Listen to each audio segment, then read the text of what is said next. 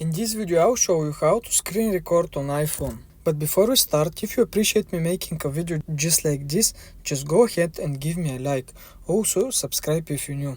Okay, let's get started. There is quite an easy way to do this. Now I will show you how to set it up and even how to use your microphone for recording a voiceover if you wanted to do that at the same time. First of all, go to settings. Scroll down and go to Control Center, and if it isn't already in your included control section, you want to scroll down to more controls.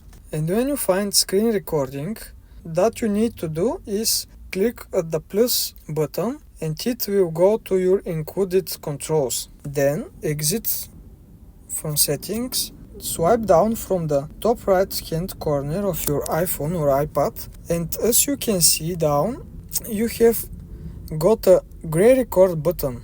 Tap the record button, then wait for the 3-second countdown, then your screen will be recorded. To stop the recording your screen, swipe down from the top right hand corner of your iPhone and click on a red record button. The second option is click on the top left corner where is your time. Once you do that, it automatically will save the recording video on your Photos app. Okay, if you want to add voice to your screen recording, long press on the record button and you will get the option to turn your microphone at the bottom of your screen.